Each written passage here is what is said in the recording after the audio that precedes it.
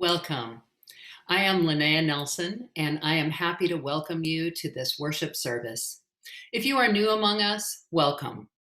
For more information on Unitarian Universalism and our congregations, go to orlandouu.org. Today, after worship, join us for informal worship.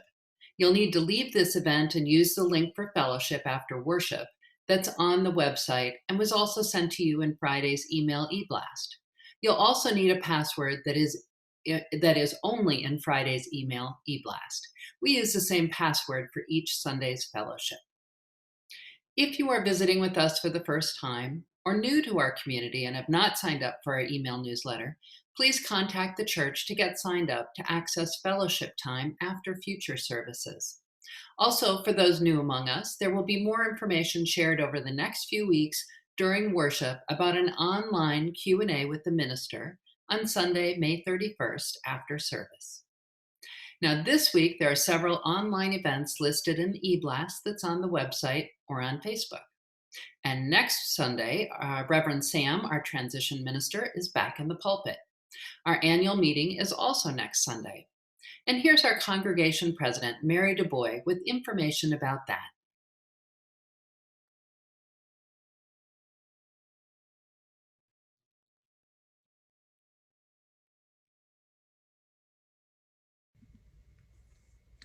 Good morning. My name is Mary DuBois, and I've been serving as your president for the Board of Trustees here at First U for the past year. I'm here to invite you to come to our annual meeting, which will be next Sunday, May 17th. We'll be holding the meeting after the service, so please plan on joining our meeting starting at 11:30. And today you're going to get an email from our church office, which gives you a lot of the information you're going to need. It functions as the meeting packet, which you would have typically got when you arrived at the meeting at Gore Hall. This way you'll be getting it via email. One thing you're going to notice is that the voting period has been extended. We're actually offering voting beginning today and concluding it one day after the meeting. Well, why would people want to vote early? Some of you actually have all the information that you are looking for already. And so voting in front of the meeting would be convenient. So please take a look at the packet. It will describe how to vote, when to vote. And we all look forward to being together in the annual meeting next week. Thank you. Thank you, Mary. To make an offering today, you can use the donate button on the upper right-hand corner of the Orlando UU organization website, or you can text to 407-456-7082, and there's additional directions on Facebook, or of course, you can always send a check. And the generosity campaign is continuing, so your donations are very welcome. Thank you to the tech team today, Max Beck, Jeffrey Moore, and program assistant Gabby Carrera. And Elizabeth Horn is our reader for Story for All Ages. Our 1U musicians today are Aubrey, Connelly-Candelario, and Tamara Musni. And today we welcome Reverend Kierstin Homblette Allen, First U's affiliated minister. Now, let's gather in worship.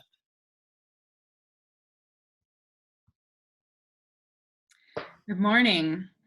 I'm Reverend Kierstin Homblette Allen, and I'm very happy to be worshiping with you this morning on this rainy Mother's Day. Our call to worship today is an adapted mashup of the words of two Unitarian Universalist ministers, the Reverend Mary J. Harrington and the Reverend Linda Susan Ulrich.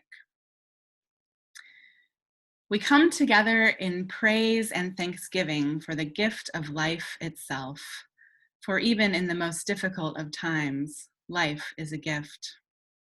Someone gave birth to us, and some of us have given birth. All of us have been mothered in our time.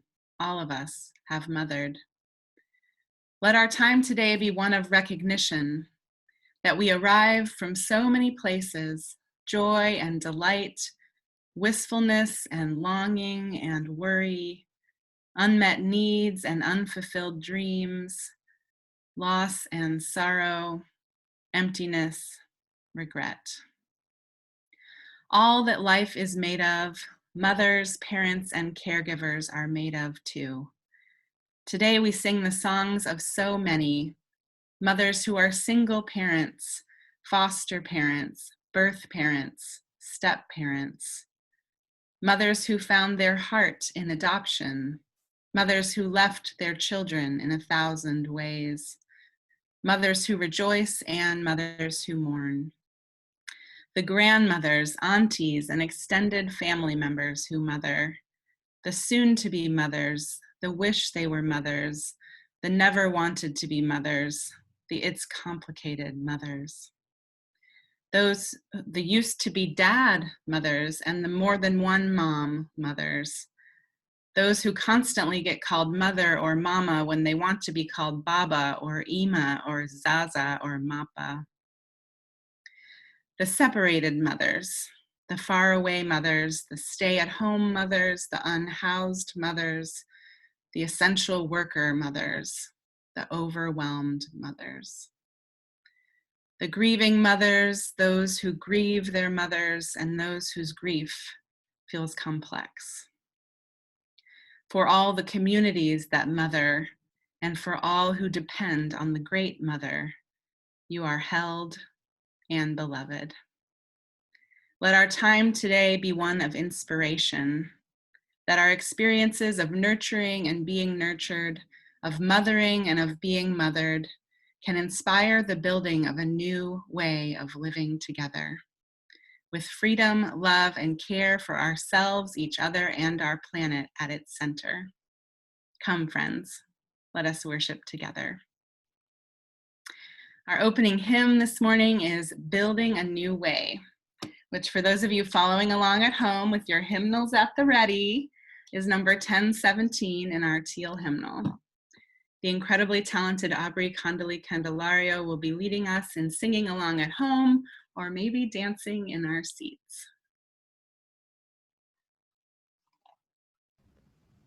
We are building a new way. We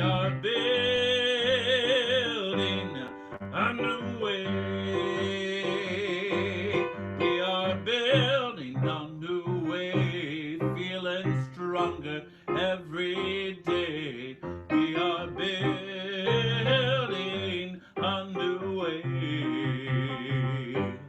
We are working to be free. We are working to be free. We are working to be free. Hate and greed and jealousy. We are working to be free. We can feed our every need. We can feed our every need. We can feed our every need. Start with love, that is the seed. We can feed our every need. Peace and freedom is our cry. Peace and freedom is our cry. Peace and freedom is our cry. Without these, this world will die. Peace and freedom is our cry.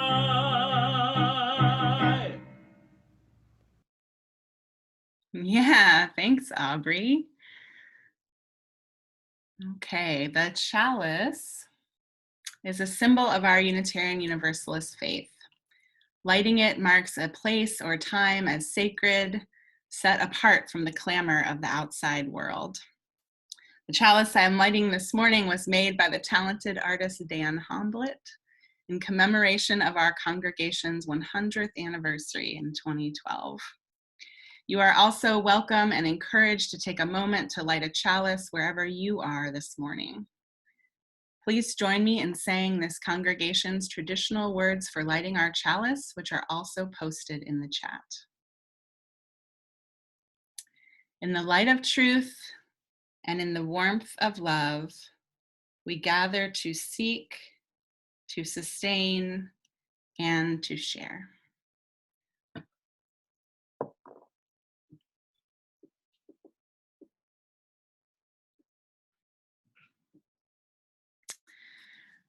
We come together in community so that we may know that we are not alone.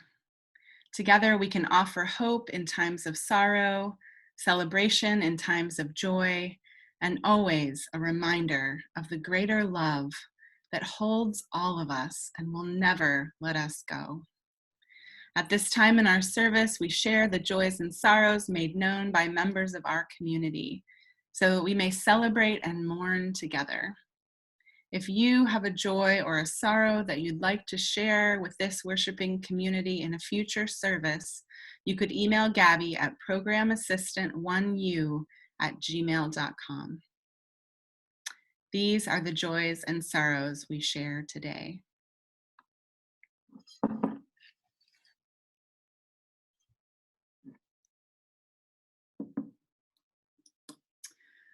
Our deep condolences go to former member Jane, whose husband Ron died April 30th after a recent diagnosis of cancer.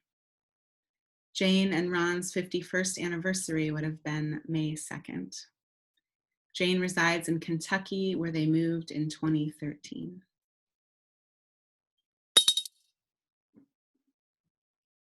Elizabeth Horn shares that her family is celebrating the successful cancer treatment for her stepfather, Sam Walters. What wonderful news. The Caring Circle would like to know of any other high school and college graduations in your families. So please continue to give the Caring Circle advance notice when our young adults are graduating high school or college so we can all celebrate with you. You can contact the Caring Circle by emailing caringcircle@orlandouu.org. Congrats to all of our graduates.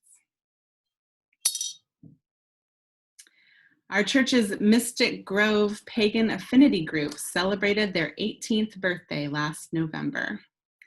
This month, they mark 4 years as a chapter in the Covenant of Unitarian Universalist Pagans. They say thanks to 1U for the church's continued support and encouragement. As always, we also honor all of the joys and sorrows, small and large, held in silence in our hearts this morning.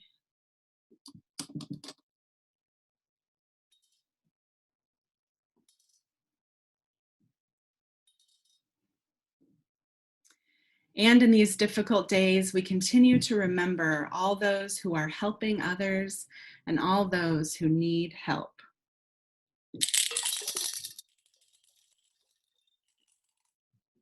Those among us and those in our communities who are essential workers, those who are being forced to return to work before they feel safe and sufficiently protected, those who take risks so that others can stay home. We remember those who are isolated, lonely, and vulnerable. We remember those for whom home is not a safe place. We remember those for whom the world is not a safe place, even before a global pandemic. In particular, this morning, we say the name Ahmaud Arbery, a young Black man who was murdered in broad daylight while jogging in a South Georgia suburb on February 23rd. The men who murdered him, a white father and son, have admitted to the murder, but were just arrested this week. Ahmaud would have turned 26 on Friday. We remember this beloved soul, this son, who joins a too long and ever-growing list of Black Americans killed by white people while going about their lives. The evils of racism and white supremacy are ever present, shape-shifting in form and specifics over time, but with us since before the founding of this nation. Our faith, our Unitarian Universalist faith, upholds the inherent worth and dignity of all people, as well as our unbreakable connection one to another. It is our religious imperative, the calling of our lives, particularly for those of us who are white, to root out this evil within our hearts, within our families, within our congregation, and within our society. Together, we mourn for Ahmaud and for so many others.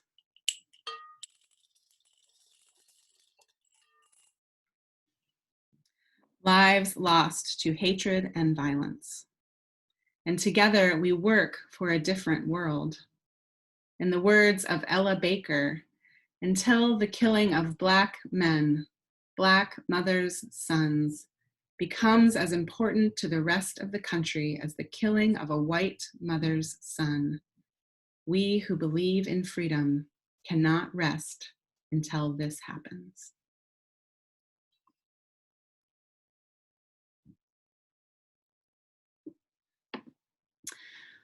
Our next song this morning is an affirmation of a world that centers love, the goodness of all of our bodies, and our ability to care for each other. It is sung by Leah Morris, a self-described singer, songwriter, parent, teacher, and perpetual student. It is entitled Good Enough. My hands are strong enough, they're strong enough, and I'm good enough. My hands are strong enough to give love.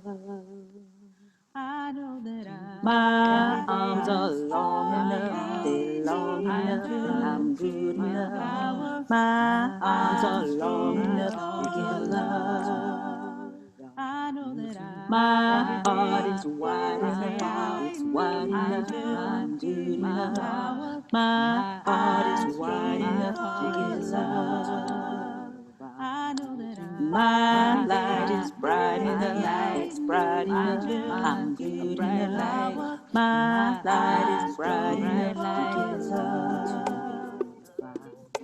And my heart is wide enough to give love. I know that my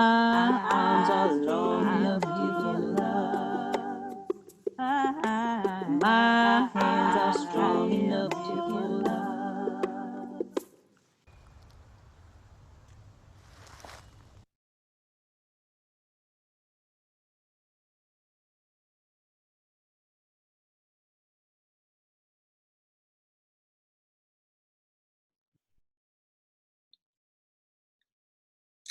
Now we've reached the time in our service to settle in more deeply, to take a couple of big breaths. Perhaps roll your shoulders, rest your feet on the floor, maybe close your eyes. Join me in the spirit of prayer and meditation. Our prayer this morning is called For All Who Mother, written by Unitarian Universalist minister, the Reverend Dr. Victoria Weinstein. We reflect in thanksgiving this day for all those whose lives have nurtured ours, the life-giving ones who heal with their presence, who listen in sympathy, who give wise advice, but only when asked for it. We are grateful for all those who have mothered us, who have held us gently in times of sorrow, who celebrated with us our triumphs, no matter how small, who noticed when we changed and grew, who praised us for taking risks, who took genuine pride in our success, and who expressed genuine compassion when we did not succeed. On this day that honors mothers, let us honor all nurturers, generous souls who from somewhere in their being have freely and wholeheartedly given life and sustenance and vision to us.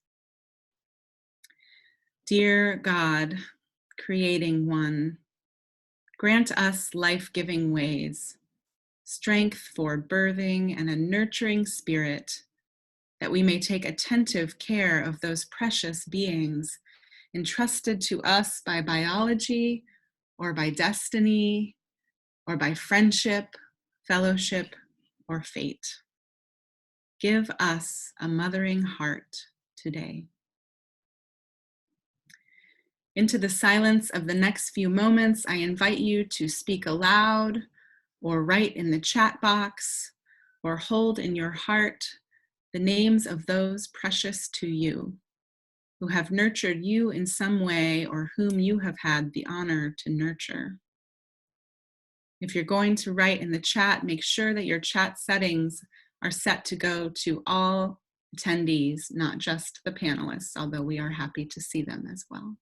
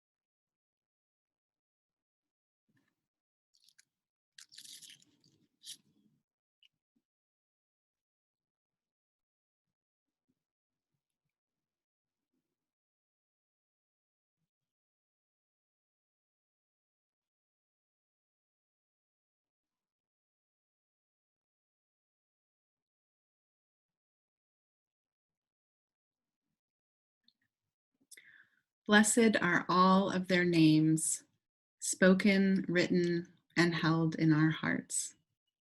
Amen.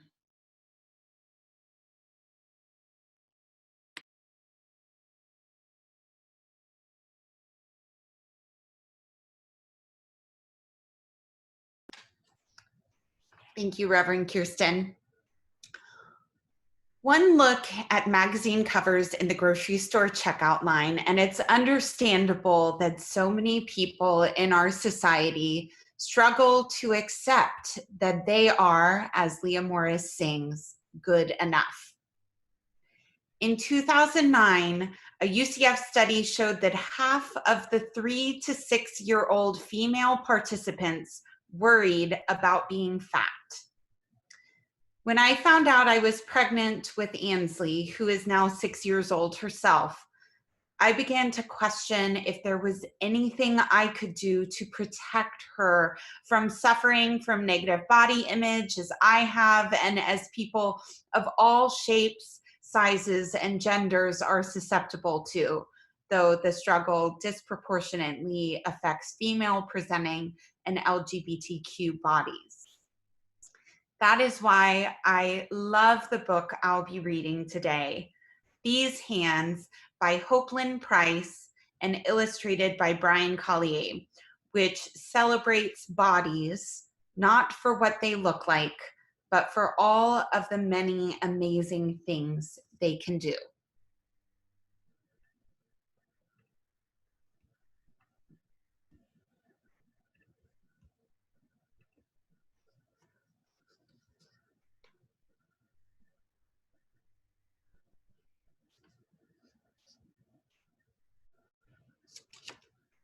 These hands can touch. These hands can feel. These hands create. These hands can build. These hands can reach, can stretch, can teach. What's something you can teach someone to do with your hands? These hands can hug, can pat, can tug. Who is one of your favorite people to get hugs from?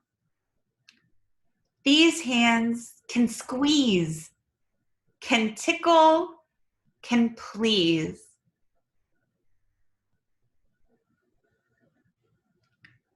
These hands can hide something inside. What do you think the mother is hiding in her hands? These hands can write, can fly a kite.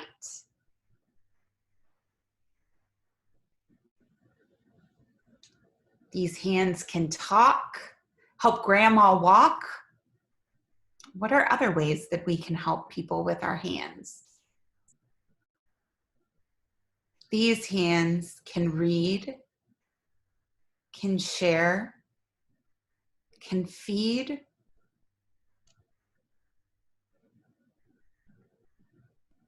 These hands can shake you wide awake.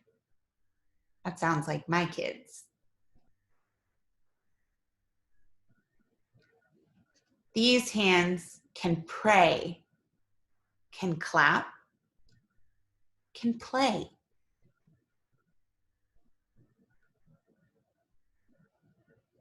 Can sow the seeds for a brighter day.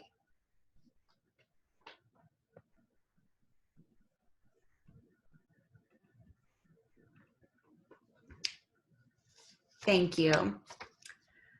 Next, we will hear our anthem, which is We Shall Be Known, written and performed by Mamuse.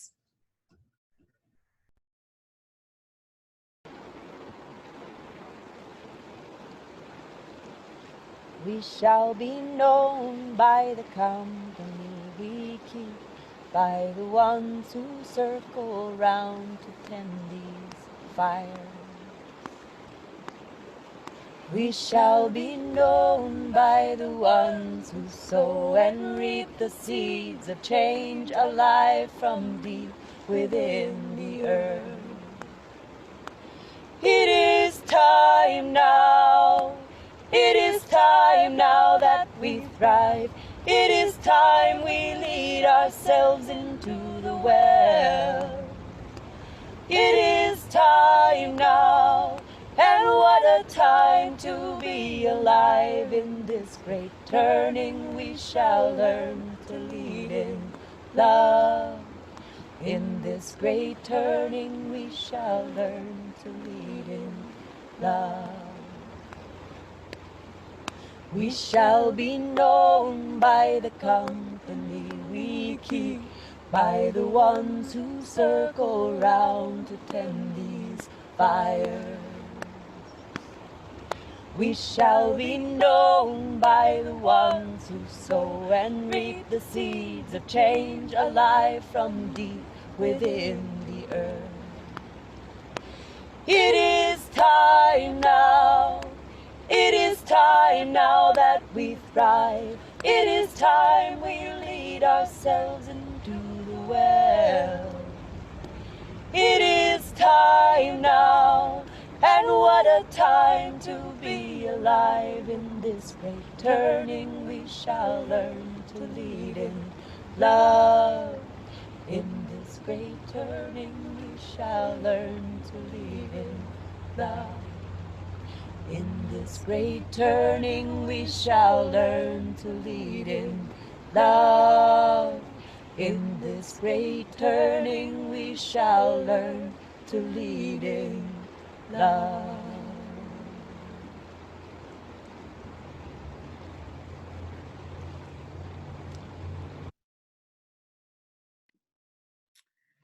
Thank you, Elizabeth, for that story. I'm so grateful to the creative people in our world who put out things of beauty and inspiration for times like these. I want you to know that I'm also grateful to these artists who have joined us virtually for worship this morning. They have granted us permission to use their work, and it adds so much to our time together. The theme for our worship this month is thresholds. I was so moved by the stories of our graduating seniors last week, crossing the threshold from childhood to adulthood. I too grew up in this church, and I remember very fondly my own chance to speak briefly to the congregation as a graduating high school senior. Some of you here may remember that too, lo, those many years ago. I know for me that was a time of excitement and trepidation, sadness and joy. It felt like a whirlwind. I can only imagine how those feelings are magnified and complicated by graduating in a time of pandemic. As a country, as a world, really, we too are in a threshold time, an unprecedented time, a moment of incredible change, uncertainty, fear, profound unrest. Over the course of just a few short and also very long months, so much about our lives have shifted. Our daily routines, our physical spaces, our relationships, perhaps our physical and mental health. And it's almost impossible to know what other changes are coming, what the future may hold. It is so unsettling. Everything is upside down and moving so quickly, and yet also at a standstill. We are all affected by this. It is hard and scary. And yet, as one of my mentors said recently, we are not all having the same pandemic, y'all. We may be weathering the same storm, but we are not all in the same boat. Although COVID-19, the virus itself, does not discriminate, its presence among us is serving to magnify the already existing inequities and imbalances of our world. Drastically different rates of infection and death are showing up based on race, class, geography, access to resources, and historical trauma and oppression. The weaknesses, flaws, and injustices of our systems, our healthcare system, our insurance system, our economic safety nets, our criminal justice system, education, our food supply chains, these weaknesses, flaws, and injustices are front and center in these pandemic times. The gap between those of us who can shelter in place, work from home, access food and clean water, have stable housing, outdoor spaces to enjoy, and are in relatively good health. The gap between those of us and those of us who do not have the privilege of those things are huge. We are not all having the same pandemic, y'all. It is so important that we acknowledge and remember that. But what is also true in these threshold times is when a great disruption happens, when uncertainty reigns, there also exist possibilities that were not present before. In addition to highlighting previously existing inequities, this novel coronavirus is also illuminating new opportunities. Things that have always seemed impossible are now suddenly possible. For example, student loans have been a grinding, unceasing reality for so many people. There is often no way out of debt except in death. But boom, now we're going to suspend loan payments and interest for all federal loan holders and introduce bills that offer massive loan forgiveness. They said welfare is a socialist system for those who are lazy and mooching off the government. It needs to be defunded. But boom, now here's a check for $1,200 per person to help pay your rent and keep the lights on. Or hey, feel free to defer your mortgage if you need to, we understand. They said incarceration is needed to discourage people from committing crimes. We must lock people up for every infraction, especially if they are a poor person or a person of color. But boom, now we'll be releasing people from prison. We've suddenly realized that prison conditions are a threat to health and safety. They said there was no money for homeless services. Unhoused people need to pull themselves up by their bootstraps. But boom, suddenly there's space available for people who are housing insecure, including empty hotel rooms, convention centers, and arenas. Injustices that directly impacted communities and activists have been fighting against for years are suddenly being addressed in new ways. Changes to systems that have claimed to be immovable are suddenly happening overnight. Suddenly there is money, resources, and power available to help people survive, to care for children, and to get people free. This threshold time, this time of uncertainty, turns out to also be a time of opportunity. It is time now, sang Ma Muse. What a time to be alive in this great turning. How can we grasp hold of this opportunity? How can we honor those who have lost their lives and those who are being harmed every day by greed, hatred, and complacency? How can we create a more just and free post-pandemic world? One answer lies in the radical roots of this holiday, this Mother's Day. Not a fraught Hallmark celebration of individual mothers, but a movement of women raging against the injustice of war and the futility of their children killing the children of other women at the order of greedy and callous governments.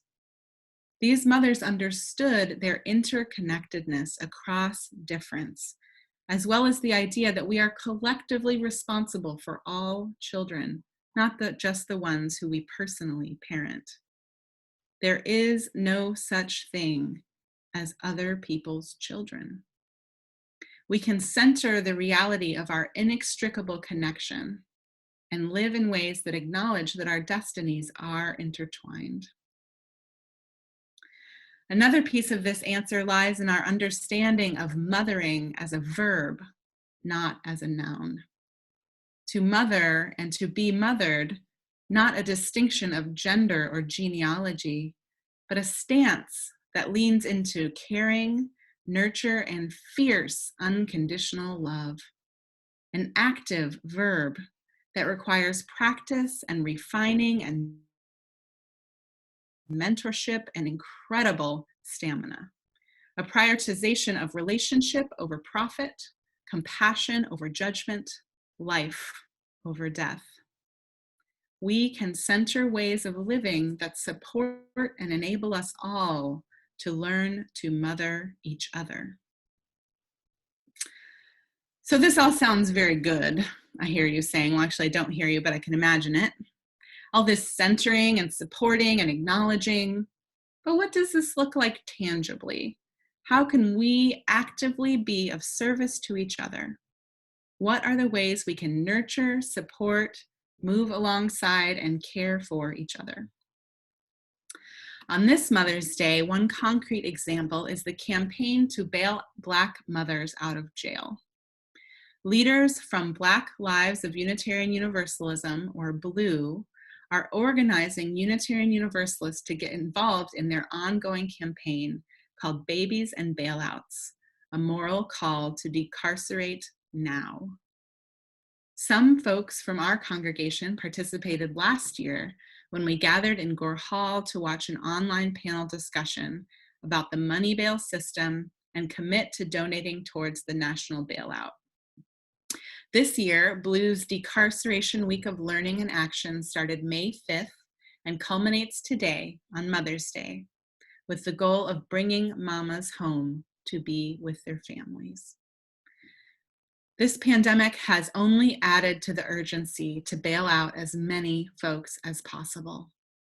Stories have emerged from jails and prisons around our country where incarcerated people do not have access to soap, where guards are rationing 1 bottle of hand sanitizer, where inmates are forced to make masks to sell to companies, but are not allowed to wear them themselves. There is no space to get physically distant, and new people are constantly entering the system from outside.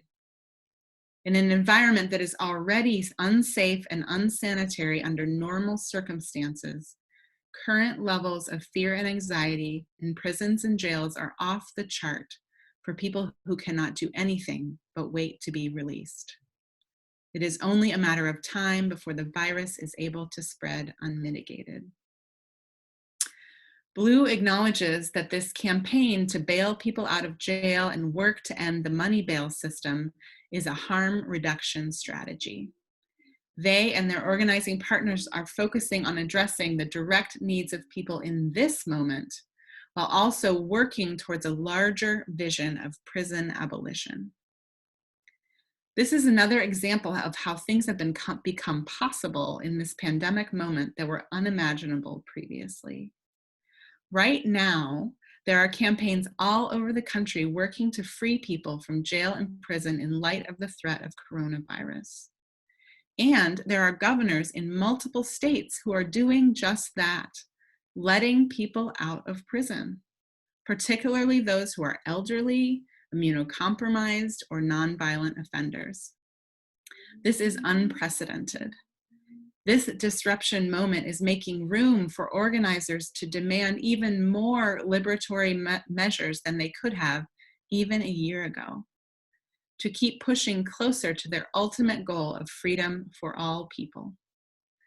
This moment is opening up a real conversation around prison abolition that was not possible in mainstream spaces before now. Blue reminds us that the bailout process continues long after Mother's Day. It is just one point in the road to reconnecting and healing families and communities. There is so much work to do, and we have an obligation to keep going. You can find out more about these campaigns for abolition and to end the money bail system by searching the hashtag #FreeThemAll on social media. I also invite you to donate to the bailout to free Black mothers. You can honor your mother or someone who has mothered you by bailing out someone else's mother for Mother's Day. We will add links to Blue, to their 2020 Babies and Bailouts webinar, and to the National Bailout Fund in the chat at the end of this service. I know that many of us are doing mothering work every day in the midst of this incredible disruption. I want to honor the incredible ways that we are nurturing each other through crisis, tending to each other's emotional needs, finding new sources of creativity and strength, and fighting for each other's lives and safety. In addition to, doing endless sinks of dishes and all of the laundry. This painful moment can be an opportunity for us all to mother on a much larger scale, to caretake, to birth a different way of being. In her sick prayer for America, Valerie Cower asks, what if this darkness is not the darkness of the tomb, but the darkness of the womb? What if our America is not dead, but a country still waiting to be born? What if the story of America is one long labor? The shift in the norms, possibilities, and ways of being that we are all experiencing in different ways right now in this pandemic moment could be a moment of birth, an opportunity to collectively mother into being a world where we acknowledge and honor our interconnectedness, a world that centers care for all people. It is time now. What a time to be alive. Our closing hymn this morning is Turn the World Around by Harry Belafonte. This gem is number 1074 in our teal hymnal, but if you're of a certain age, you may remember it best from a very famous performance that Belafonte gave on The Muppet Show. He was inspired to write it after a trip to West Africa and a conversation with a Ghanaian storyteller recounting Ghanaian tradition and African mythology about the central and balancing role of fire, sun, water, and earth. The song asks, do you know who you are or who I am? Do we care about each other? Because if we do, together we can turn the world around.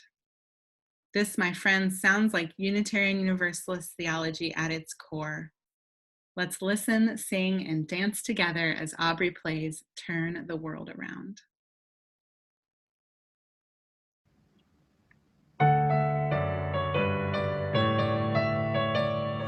We come from the fire, living in the fire. Go back to the fire, turn the world around. We come from the water, living in the water. Go back to the water, turn the world around. We come from the mountain, living on the mountain. Go back to the mountain, turn the world around. Whoa, so is life. Ah, so is life. Whoa, so is life. Ah, so is life. Water make the river, river wash the mountain. Fire make the sunlight, turn the world around. Heart is of the river, body is the mountain. Spirit is the sunlight, turn the world around. We are of the Spirit, truly of the Spirit. Only can the Spirit turn the world around. Whoa, so is life a batiwa. So is life. Whoa, so is life a batiwa. So is life. Whoa, so is life a batiwa. Ha! So is life. Whoa, so is life a batiwa. Ha! So is life. Awesome. Okay, friends, please join me in extinguishing your chalice at home and our mutual chalice here, accompanied by our congregation's traditional words. They will be posted in the chat so we can speak them together.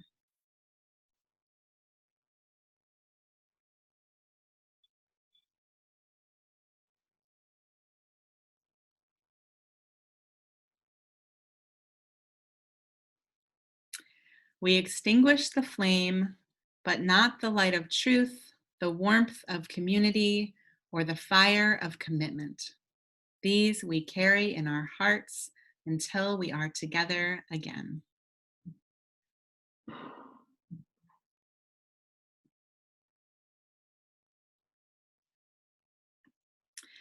The poet Adrienne Rich wrote, "My heart is moved by all I cannot save. So much has been destroyed. I have to cast my lot with those who age after age, perversely with no extraordinary power, reconstitute the world." I think she's talking about mothering here, friends. Our hands are good and strong, these hands. Together we can build a new way of being together. It is time now. I'm so glad we could be together this morning, even virtually. If it would feed your spirit and you have access to the links, please join us at 11:30 for coffee hour on Zoom. Otherwise, blessings to each of you, and I hope to see you soon.